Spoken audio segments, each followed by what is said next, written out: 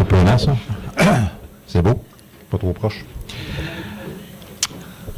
Hey, merci de l'invitation. D'abord, j'ai le don de m'organiser une fête d'anniversaire. Je voulais être sûr de ne pas être seul cette année. Non, ben, ça donnait bien, là, fait que je suis bien content d'être avec vous. Je sais qu'il y en a, c'est à leur fête dernièrement, prochainement. On ne fait pas le tour de la salle, mais il y en a plusieurs, c'est leur fête. Écoutez, ma première naissance, donc, a eu lieu le 27 janvier 1962. Donc, arrêtez de calculer, ça fait 56 ans. Alors, donc, ma première naissance a eu lieu le 27 janvier 1962, puis je dis première naissance parce que Jésus a déclaré un jour, il faut que vous naissiez de nouveau. Et ça, c'est tout le monde qui doit naître de nouveau. C'est une nécessité. Il faut que. Et il faut que vous naissiez d'en haut, même si on lisait le texte, là, puis c'est des vérités tirées de la parole de Dieu. Là, évidemment, pour sauver du temps, on n'ira pas voir chaque verset, mais c'est tiré de la parole de Dieu dans l'Évangile de Jean, chapitre 3. Il faut que vous naissiez de nouveau, il faut que vous naissiez d'en haut. Alors, naissance terrestre, c'est naître d'en bas, mais naissance spirituelle, c'est d'en haut. Alors, il faut, qui que vous soyez ce matin, là, tout être humain que nous sommes, on doit naître de nouveau. Et c'est une naissance qui est spirituelle. Et ça, c'est déjà une bonne nouvelle que de savoir que tu peux renaître. Que tu dois renaître, mais spirituellement. Puis, vous savez, je ne sais pas si Jean-Paul l'a mentionné, mais comme métier, je suis journaliste, puis c'est rare que des journalistes ont des bonnes nouvelles à vous annoncer, mais ce matin, j'ai une bonne nouvelle à vous annoncer. Tu peux, mais tu dois renaître de nouveau, naître de nouveau. Donc, ma première naissance terrestre, on va revenir à ma première naissance terrestre. Donc, il y a 56 ans aujourd'hui même que c'est arrivé à La Tuque. Il y en a-tu qui connaissent La Tuque? Oui, OK. On n'élaborera pas là-dessus. Non, mais une grande ville, c'est la plus grande ville au Canada. Non, mais c'est sérieux, c'est une grande ville au niveau géographique, mais assez petit quand même. Donc, je suis né à La Tuque. D'ailleurs, mon épouse Francine, elle vient de La Tuque aussi. Et je suis né dans une famille de 3 enfants, qu'on peut appeler conventionnelle, modeste. Il n'y a rien de particulier à signaler là-dessus.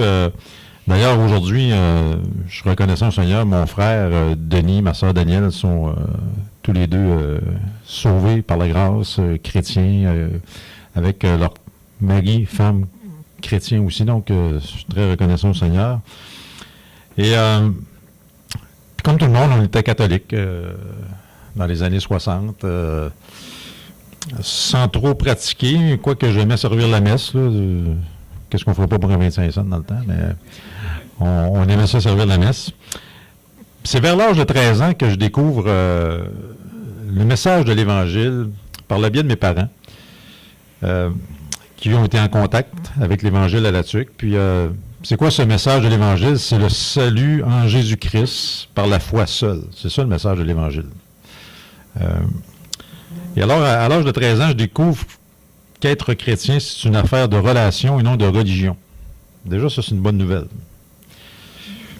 D'ailleurs, Éphésiens 2, 8, 9, toujours dans la parole de Dieu, dira « Car c'est par la grâce que vous êtes sauvés, par le moyen de la foi. » Hein? Et cela ne vient pas de vous.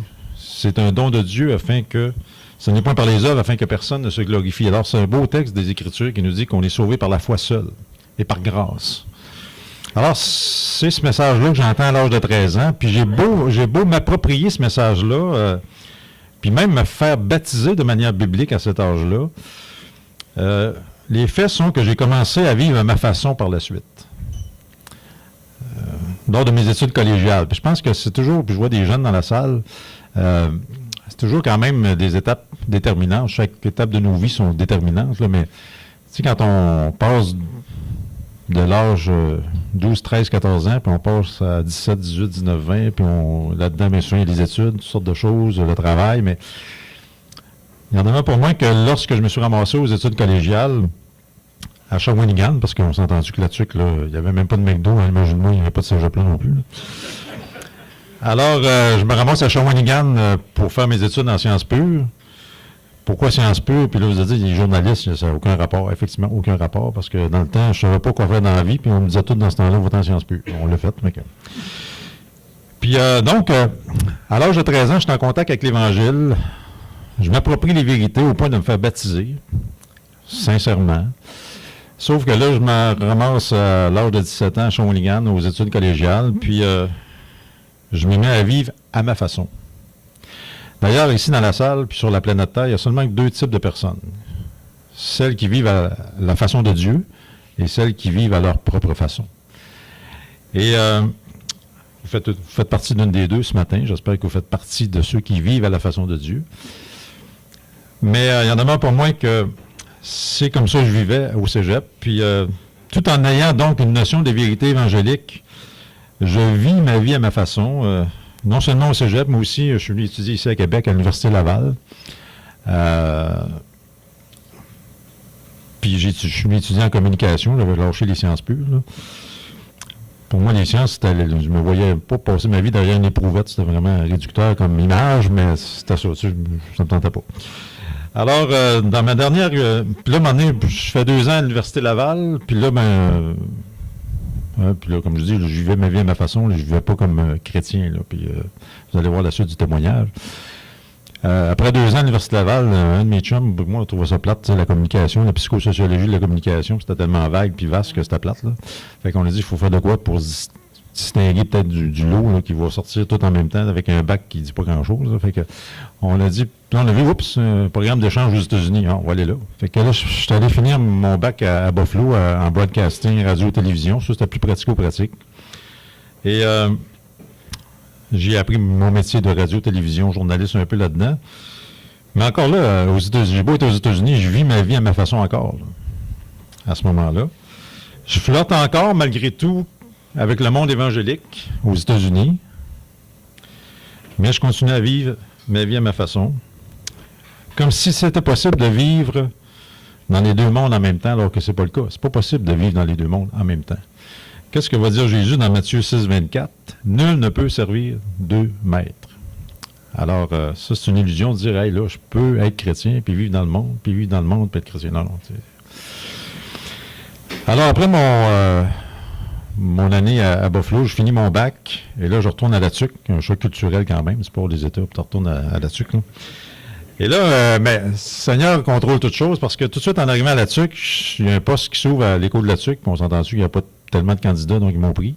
Alors, fait que là, j'ai commencé comme journaliste à l'école de la TUC. Mais encore, je mène toujours ma vie à ma façon. Là. Je suis rendu à 22 ans. Puis ma vie à ma façon, ça veut dire quoi vivre sa vie à sa façon? C'est le train-train quotidien. On se lève le matin, on fait nos affaires, puis on essaie d'avoir du fun selon la définition du monde. Puis on fait comme toutes les jeunes de l'époque, dans le sens, c'est le plaisir, puis on a hâte à la fin de semaine pour sortir, puis etc. Puis c'est dans ce contexte-là que je rencontre mon épouse aujourd'hui, Francine, à la TUC. Francine est alors divorcée assez récemment à l'époque. À ce moment-là, les 2 filles, mère de 2 belles petites filles que j'ai connues comme petites filles, puis que, par la grâce de Dieu, j'ai contribué à leur éducation. Mais 2 belles petites filles, Caroline et Isabelle. Et là, bon, je rencontre Francine. Là, on se met dans le contexte. Je vis ma vie à ma façon. On est dans le monde. Dans le monde, qu'est-ce qu'on fait souvent? C'est qu'on s'en va en concubinage. Hein? C'est ça qu'on fait. Aujourd'hui, dans notre société, on a changé ça pour union libre. Hein? On change les mots, mais ça ne change pas le prix du beurre, ça. Ça ne change pas la réalité que d'avoir des relations sexuelles à l'extérieur du mariage offense Dieu, autant en 2018 qu'en 2000, qu'il y a 2000 ans, puis qu'au début du monde. Mais, bon, on essaie de changer les mots pour que ça paraisse moins mal. Mais on était en concubinage ensemble. Puis à l'époque, moi je suis journaliste. Écoutez, j'ai 25 ans à peu près dans ce coin-là, ou dans la vingtaine. Puis je sortais pas mal tous les soirs. Donc, mon épouse d'aujourd'hui était patiente, même à l'époque. Alors, je sortais pas mal tous les soirs. Puis, malgré le fait qu'on était à côté, là, on va dire les vrais mots, je parlais quand même de l'Évangile. C'est assez... drôle de bébête, hein, vous avez en avant de vous, mais tu sais, je lui parlais de l'Évangile malgré que je vivais dans le monde. Puis je l'amenais même à des réunions évangéliques à la TUC. Alors, voyez-vous, j'étais encore quand même attiré par les choses de Dieu, mais on vivait nos affaires. Mais justement, en l'emmenant dans des réunions évangéliques, elle a été touchée par le message de l'Évangile, puis elle s'est mise à cheminer de son côté avec le Seigneur. Puis là, à un moment donné, de mon côté, j'étais encore dans mes sorties, puis comme journaliste, là, c'est une belle job, en guillemets. Puis si quelqu'un va avoir des prétextes pour sortir, c'est une belle job. C'est des 5 à 7, puis des ci, puis des ça. Puis, sauf qu'à un moment donné, j'en arrive à une sortie de trop, là, qui me rend malade. Tu sais, comme bien souvent, on sort, puis on abuse des choses. Et c'est alors qu'à l'hiver 1989, là, j'étais tanné de... Le Seigneur ne m'a pas créé pour avoir la tête dans le bol et pas être malade, là, dans le sens... il ne m'a pas créé pour ça. Là, il m'a créé pour d'autres choses que ça. Alors, j'ai dit ces deux petits mots-là, que dans 1 Pierre 4.3, là, c'est assez. C'est assez. Et là, je réalise que Dieu ne m'a pas créé pour vivre comme ça. Puis je lui demande pardon. Puis là, je lui donne ma vie à 27 ans. Et c'est ça la repentance.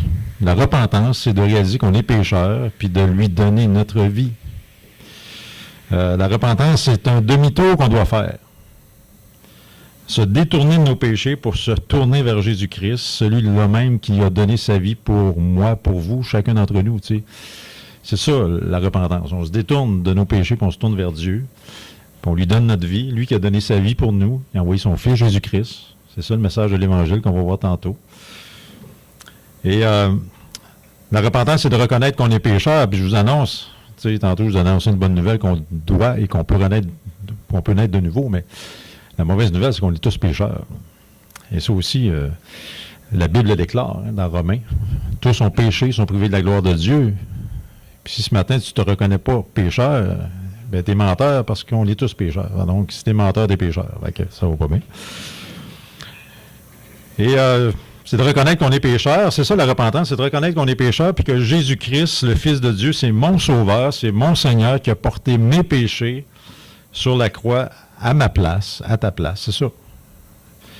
Et donc, ma seconde naissance, ou plutôt ma nouvelle naissance, je la date plutôt de 29 ans. Et vous pouvez prendre l'appel, aucun problème. Si quelqu'un veut me souhaiter bonne fête encore, c'est incroyable. Prendre un petit verre d'eau.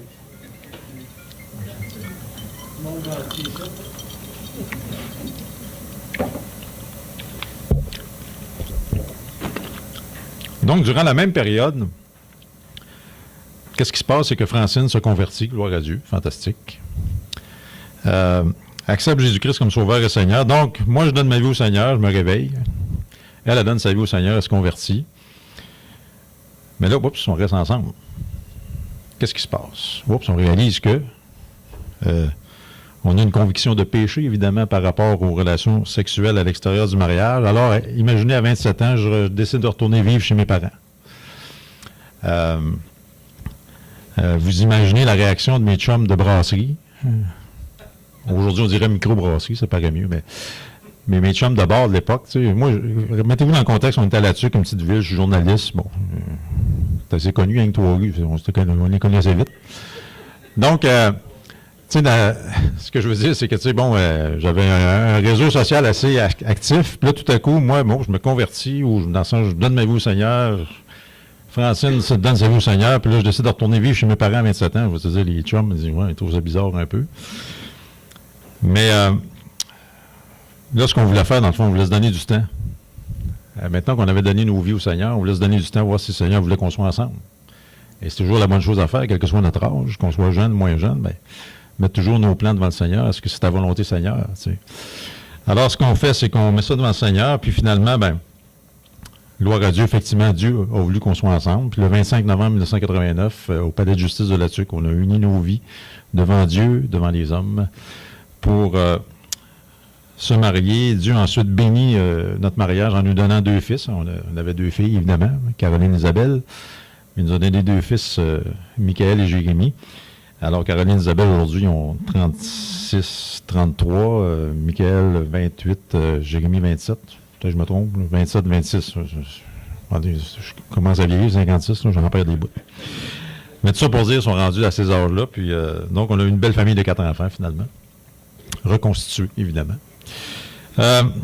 Qu'est-ce qui se passe après ça? C'est que depuis 92, on s'installe à Trois-Rivières, je déménage à Trois-Rivières, donc je quitte la TUC, puis je travaille, je vous l'ai dit comme journaliste, je travaille pour un quotidien qui s'appelle Le Nouvelliste. C'est la même famille que le quotidien Le Soleil, c'est la même compagnie. Donc, depuis 92, je suis pour Le Nouvelliste, mais à Trois-Rivières. Et puis, je rends gloire à Dieu parce que pendant quelques années, j'ai été éditorialiste aussi au Nouvelliste, puis le Seigneur a ouvert vraiment la porte plus d'une fois pour que je parle de l'Évangile dans la page du journal. C'était assez étonnant. À 4-5 reprises, clairement, je profitais des fois du temps des fêtes, de Pâques, puis tu sais, pour vraiment glisser clairement l'Évangile, puis toucher j'aimais toucher aussi des sujets éthiques. Tu sais, le dernier que j'ai fait, là, je pense que ça ne m'a pas aidé pour la suite, là, mais tuer dans la dignité, tu sais, l'aide médicale à mourir, c'était ça mon titre, tuer dans la dignité. Mon boss, il était un petit peu croche, là, mais quand même, ça pour dire que le Seigneur m'a permis d'utiliser cette page éditoriale à l'occasion pour prêcher l'Évangile. Puis je vous le dis, en 2018, ça ne se ferait plus, ça ne serait plus toléré. C'est intéressant, dans une société qui prône la tolérance à tout, sauf à la vérité. C'est assez spécial, mais c'est ça quand même.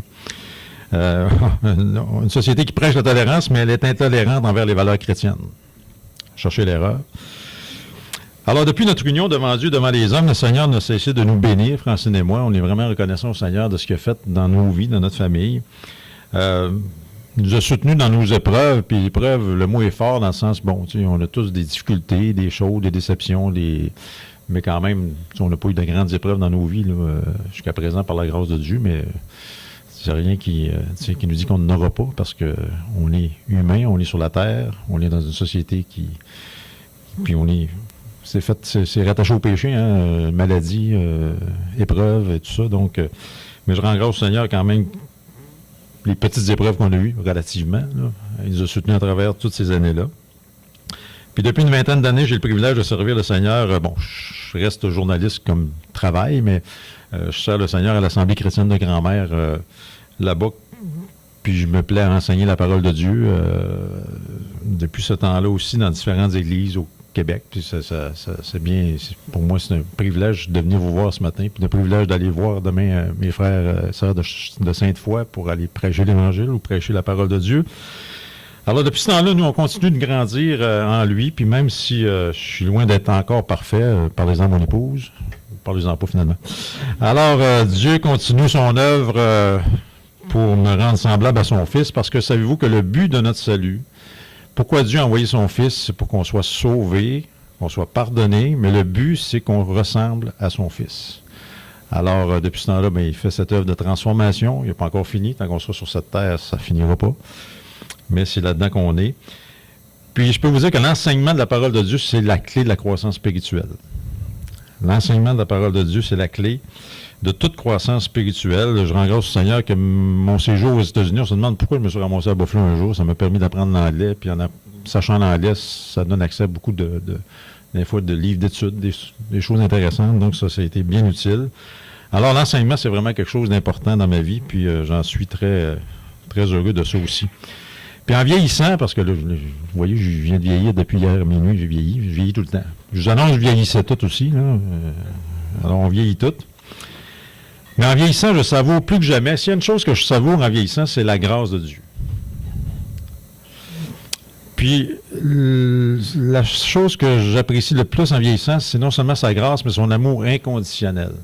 Je suis donc content que Dieu m'aime inconditionnellement. Que Dieu t'aime inconditionnellement. Puis ce qui nous permet de vivre comme parents, tu sais, puis bon, on a 4 enfants, puis il y en a des parents dans la salle. D'ailleurs, l'étude que je fais demain, c'est un sujet sur les parents, justement, avec nos enfants. Mais c'est sûr que ce que Dieu permet qu'on vive comme parents au fil des années, c'est justement pour qu'on manifeste aussi cette grâce. Hein? Tu sais, je veux dire, c'est un laboratoire, la famille. Hein? Je veux dire, de la même façon qu'une église, c'est un laboratoire, c'est d'expérimenter l'amour de Dieu, tu sais, entre nous, mais comme parents, envers nos enfants. Tu sais, nos enfants ne font pas toujours les choses qu'on aime. On les aime quand même. Hein? L'amour inconditionnel. Et donc, c'est pour ça que c'est ce que j'apprécie en vieillissant, la grâce de Dieu, l'amour inconditionnel de Dieu. Parce que c'est important de dire qu'on est sauvé par grâce, mais aussi sanctifié par grâce. Tu sais, Dieu nous sauve par grâce, mais après ça ne marche pas par les œuvres, l'affaire. Là. Non, on est sanctifié par sa grâce. En aucun temps, notre vie chrétienne ne repose sur nos œuvres. Quoique nos œuvres démontrent notre vie chrétienne. Parce que quelqu'un dit, moi je suis chrétien, mais tu n'as pas d'œuvre. C'est un petit tout l'argumentaire de l'Épître de Jacques, ceux qui connaissent la parole. Mais moi, je suis tellement heureux de me rappeler régulièrement, puis une chance que je me rappelle de ça. J'espère que si vous êtes chrétien ce matin, vous vous rappelez de ça, puis si vous ne l'êtes pas, je vous invite à devenir chrétien, chrétienne, à donner vos vies au Seigneur. Mais je suis heureux de me rappeler régulièrement que Jésus m'a pardonné mes péchés. Puis je suis content parce que pardonner mes péchés passés, présents, futurs, lorsqu'il les a portés sur lui à la croix, une fois pour toutes, quel beau texte, quelle belle expression dans les Écritures, une fois pour toutes. Et que son pardon m'a été accordé une fois pour toutes lorsque j'ai placé ma foi en son sacrifice à ma place. Ça veut dire quoi? Quand je suis sauvé pour toujours. Il n'y a pas question de dire je suis sauvé, puis là je suis plus sauvé. Je suis sauvé? Non. Je suis sauvé pour toujours. Sauf que plus on s'approche du Seigneur, plus on s'aperçoit de nos fautes, de nos péchés. Plus on s'approche de la lumière, là, tu sais, maintenant, c'est pas il y a un rayon de lumière qui rentre dans votre maison, dans le loyer. Là. Vous voyez des petites poussières que vous ne voyez pas quand il n'y a pas de lumière. Mais plus qu'on s'approche du Seigneur, plus que le Seigneur nous montre encore qu'il reste encore de la poussière dans nos vies. Et c'est pour ça qu'en avril 2015, je dis pourquoi avril 2015, je ne sais pas pourquoi, mais en avril 2015, j'ai spécifiquement prié le Seigneur pour ma sanctification personnelle. Sachant qu'il y avait des choses dans ma vie qui avaient besoin d'être changées, puis il y en a encore, je vous le dis. Mais en avril 2015, j'ai vraiment fait une prière spécifique de sanctification. Seigneur, transforme-moi, nettoie ma vie. Tu sais. Oui, tu m'as nettoyé une fois pour toutes à la croix. Oui, je suis sauvé. Oui, je suis pur à tes yeux. Oui, mais dans ma marche. Et je peux vous dire que Dieu répond à la prière, puis il se charge de faire le ménage au-delà de ce qu'on pense avoir besoin de faire. Tu sais. Je donne un exemple bien banal, mais dans mon milieu de travail, là, moi, où j'ai souvent affaire avec le sexe opposé, j'ai pris les moyens d'éviter que mes liens Internet ne deviennent des liaisons Internet. En passant, c'est un fléau épouvantable en 2018. Ce danger des réseaux sociaux, comment c'est facile des gens mariés, là, pour les personnes seules de se mettre dans le trouble avec ça aussi, mais comment c'est facile de développer des choses en secret. Puis, alors ça, je me suis donné des moyens de faire attention que mes liens Internet ne deviennent des liaisons Internet. Parce que je peux vous dire que le combat de la pureté sexuelle, ça ne se termine pas le jour de notre conversion. Ça ne se termine pas le jour de notre nouvelle naissance. D'ailleurs, c'est ainsi, je fais 2-3 messages sur le sujet attraction fatale, à partir de Proverbe 5 dans les Écritures, pour nous avertir du danger de ce fléau en 2018 particulièrement. Alors, tout ça pour dire que dans cette volonté de sanctification, il y a des moyens concrets qu'on doit prendre dans nos vies. Je donne cet exemple-là pour moi, mais dans vos vies personnelles aussi, des moyens pour la sanctification. Puis on n'est pas sauvé à force de nos efforts de sanctification, mais parce que je suis sauvé, je veux plaire au Seigneur, donc je me donne des moyens aussi pour que le Seigneur me sanctifie. Maintenant, je veux terminer le témoignage en tirant des leçons de ma vie, qui, j'espère, vous sera utile. C'est la beauté de vieillir, on peut donner des leçons. Tu sais. Des leçons qu'on s'applique d'abord, on s'entend. Mais quand je regarde en arrière, quelles leçons je tire de ma propre vie, de mon propre cheminement que je vous ai raconté depuis ce matin? Bien, ce que je retire comme leçon première, d'abord, être chrétien, c'est être un disciple. Puis être un disciple, c'est suivre Jésus-Christ. Dernièrement, justement, dans la série que je fais dans les assemblées, dans les églises, sur les enfants prodigues, sur les parents, tout ça, il y a un père qui est venu me voir, qui me disait que son fils était sauvé, mais qu'il ne suit pas. Je ne veux pas l'attrister, mais on ne voit pas ça dans les Écritures. Un chrétien non pratiquant. On voyait ça dans les religions populaires. Hein? Mais dans la parole de Dieu, Tu ne vois pas ça un chrétien non pratiquant. Jésus va dire dans Jean 8, 31, tiré de la parole de Dieu, « Si vous persévérez dans ma parole, vous êtes vraiment mes disciples. » Puis encore là, on n'est pas un disciple à force de persévérance, mais notre persévérance démontre qu'on est vraiment un disciple, c'est ce que Jésus veut dire. Alors, première leçon que je tire de ma vie, c'est cette leçon-là que être chrétien, c'est être un disciple. Être un disciple, c'est suivre Jésus-Christ. Je vous dis ça parce que vous l'avez entendu, à l'âge de 13 ans, je m'étais engagé à suivre Jésus dans les eaux du baptême. Mais au fond, je n'ai commencé à le faire vraiment qu'à 27 ans. Alors, vous pouvez me poser, peut-être vous allez me poser la question, à quel âge tu as été sauvé? Je vous réponds, l'important, c'est de savoir que je le suis. Sur la base des Écritures. Je vous donne un exemple. Si un jour je devais oublier ma date de naissance terrestre, ça ne m'empêchera pas de constater que je suis en vie. Là, même si un jour je perds, je me rappelle plus, je suis né le 27 janvier 62. Là, ben, je vais voir, je suis encore vivant pareil. Dans le sens, je suis vivant. Alors, c'est pas que la date n'est pas importante de notre conversion, mais moi, l'important, c'est est-ce que tu es vivant aujourd'hui? Est-ce que tu es vivant ce matin? Est-ce que tu as donné ta vie au Seigneur? Est-ce que tu as réglé ta situation avec Dieu? C'est ça qui est important. Mais on est tellement capable de faux raisonnements au point de se dire que je peux accepter Jésus-Christ comme sauveur, puis plus tard comme Seigneur. Souvent on a entendu ça. J'ai accepté Christ comme sauveur en telle année, puis comme Seigneur. Non, moi... il y a un vieil adage qui dit « S'il n'est pas le Seigneur de tout, il n'est pas le Seigneur du tout ».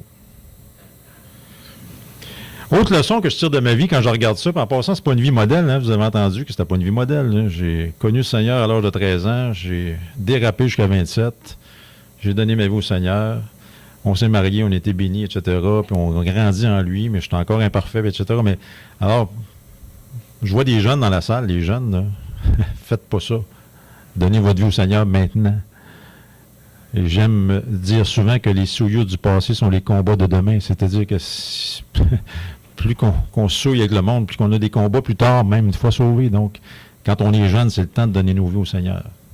Tout de suite. Mais quel que soit l'âge, c'est important parce que le Seigneur veut que tu naisses de nouveau, que tu recommences à zéro avec lui, spirituellement. Autre leçon, rapidement, quand je regarde ma vie, et ça, je tire ça de 1 Corinthiens 15, 33, qui va dire ceci, « Les mauvaises compagnies corrompent les bonnes mœurs. » Ça, c'est une leçon que j'ai tirée de ma vie aussi. Pourquoi je vous dis ça? Parce qu'aussi au cégep, j'avais continué à rester en contact avec les chrétiens. Parce que moi, quand je suis arrivé à Shawinigan, la première année, j'ai vu une table de livres au cégep de Shawinigan avec des chrétiens en arrière de la table de livres. Puis si je m'étais tenu avec ces chrétiens-là, j'avais continué à suivre Dieu à ce moment-là. Combien ça m'aurait évité de déraper comme j'ai dérapé par la suite? Mais non, au lieu de ça, puis j'avais commencé à fréquenter ces chrétiens-là, j'aurais fréquenté une église, puis j'aurais continué à grandir en Christ, puis peut-être effectivement être un disciple de Christ à ce moment-là. Mais non, je me suis tenu avec le mauvais monde, dans le sens que, pas du monde mauvais, mais le mauvais monde. On est tous mauvais parce qu'on est tous pécheurs. Mais je me suis pas tenu avec la bonne gang. Et ça n'a pas aidé dans mon cheminement par la suite. Hein. Un enfant de Dieu, en passant, doit aimer se retrouver avec le peuple de Dieu. Ça, c'est une leçon importante. Ce matin, je ne sais pas qui tu es, je ne sais pas où tu en es. Puis tu es peut-être quelqu'un qui est chrétien, mais qui vit sa chrétienté tout seul chez eux. C'est pas normal. Parce que lorsqu'on est sauvé, Christ nous met dans son corps, qui s'appelle l'Église. Et que tu le veuilles ou non, tu deviens membre de l'Église. Et il veut qu'on soit rattaché à un corps local d'une Église locale. Ça, c'est... Tu sais, les chrétiens itinérants, ça n'existe pas dans la parole de Dieu. Tu es rattaché à une église locale. Tu grandis dans une église locale où si tu es enseigné la saine doctrine. Alors, je ne sais pas où tu en es dans ta vie, mais si tu es chrétien ce matin, mais tu n'as pas d'église locale, choisis-toi une bonne église locale pour grandir en lui. Autre leçon, et j'achève, là, j'en vois qui commence à dormir. Mon ami Richard, t'es correct? Oui. Okay. Autre leçon, 1 Corinthiens 10, 12, qui dit ceci, que celui qui croit être debout prenne garde de tomber. Pourquoi? Parce que le péché habite toujours chez le croyant tant qu'il sera sur cette terre. C'est une vérité affirmée dans la Bible par nul autre que l'apôtre Paul. C'est Paul qui disait ça.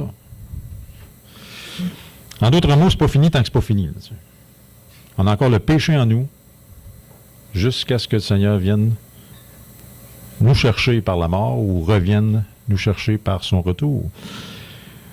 Une vérité que sûrement plusieurs connaissaient, mais je vous l'ai dit, le chrétien est délivré de la pénalité du péché dans le passé.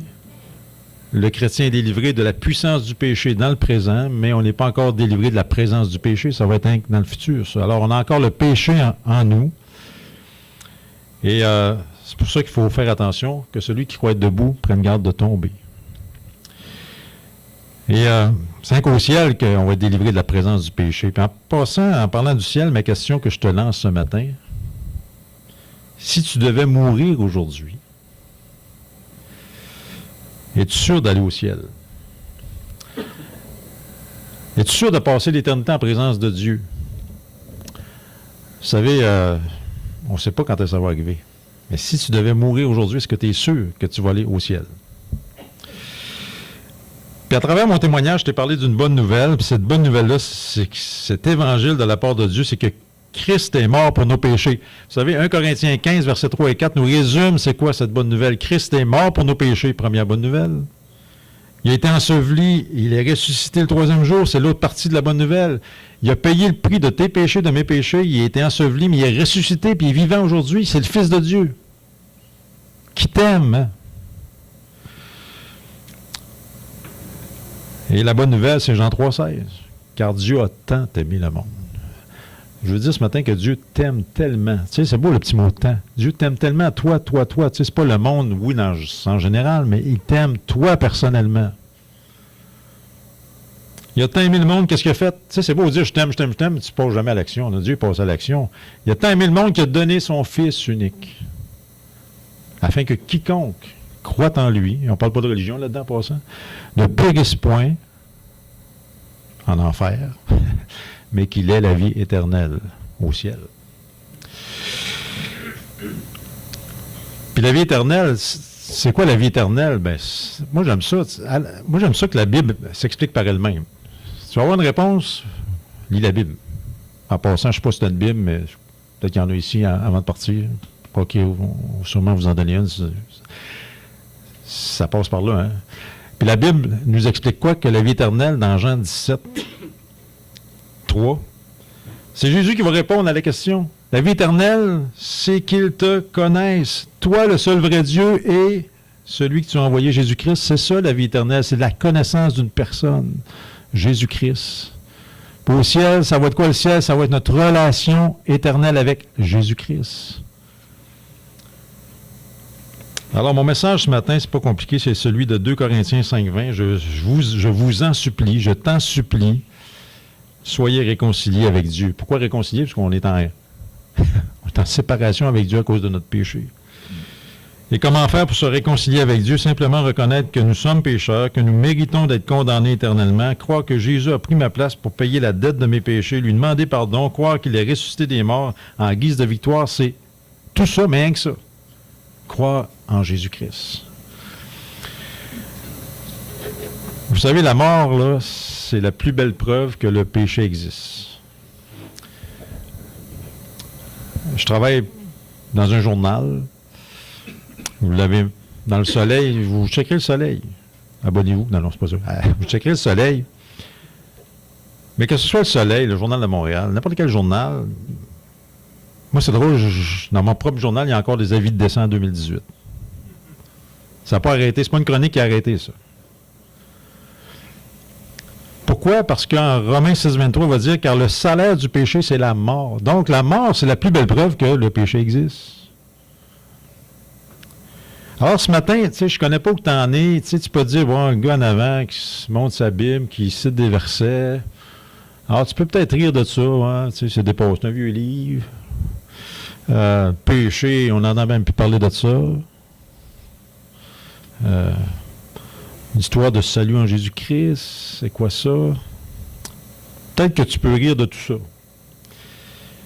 Mais la mort vient nous rappeler que tout ça est vrai. Et que la bonne nouvelle aussi est réelle. On peut avoir la vie éternelle et savoir qu'on l'a dès maintenant. Et moi, je trouve ça tellement triste de voir que les gens se cassent autant la tête pour préparer une retraite qui va durer que quelques années, s'ils se rendent à la retraite. Et puis on a une société focusée là-dessus. Je ne dis pas que faut être responsable, préparer une retraite, là, mais On est tellement dans une société focusée sur hey, comment je vais vivre mes dernières années de retraite. Moi, tu vois des annonces là-dessus, là, le gars joue au golf. Moi, je ne jouerai pas au golf tous les jours, moi, je sais pas quoi, là, mais sur la plage, c'est une retraite, c'est correct, là, mais tu sais, tout le monde focus sur là, quelques années, là, si tu te rends. Mais tout l'effort mis sur quelques années de retraite, les gens se cassent la tête pour ça, mais négligent de préparer leur éternité. Ça va être longtemps, ça. Voyez-vous la folie de l'homme, de l'être humain? Mais moi, dans mon cas, je veux vous dire ce matin que je veux profiter, puis je suis rendu à 56, il m'en reste moins qu'il en restait. Je ne veux pas être dramatique, mais c'est ça. Je vous regarde dans la salle, il y en a quelques-uns aussi, je pense. Puis même si on est jeune, on ne sait pas si on va être là demain.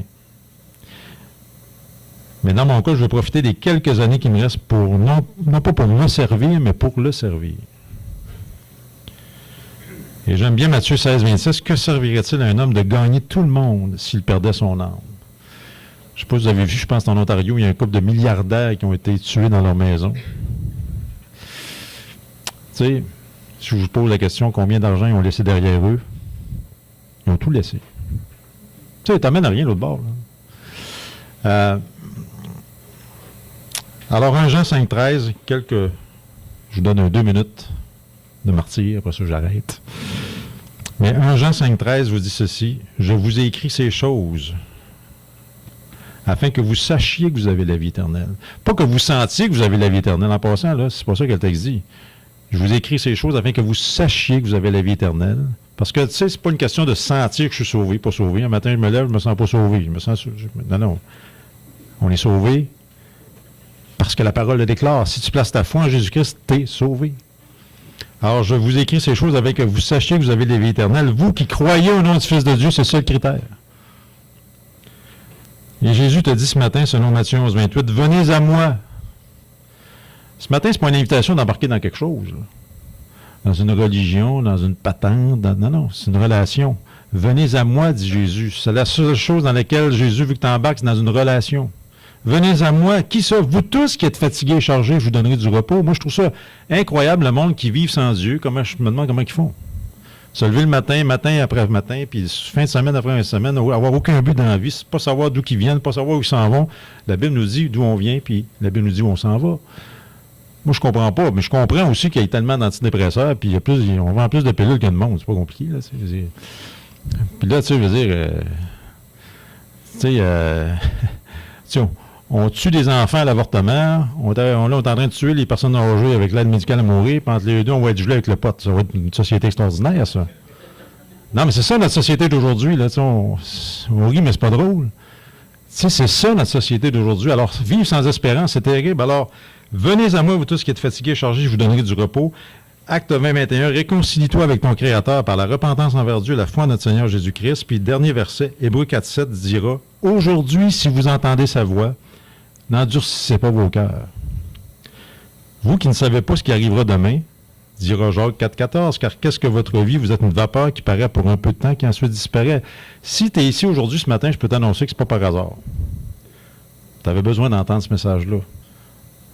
Du message de Jésus-Christ. Le déjeuner de l'espoir. C'est le seul espoir, c'est Jésus-Christ. Alors, je vous en supplie ce matin, soyez réconciliés avec Dieu, vous en serez bénis éternellement. C'est ce que je suis venu vous en témoigner ce matin. Amen.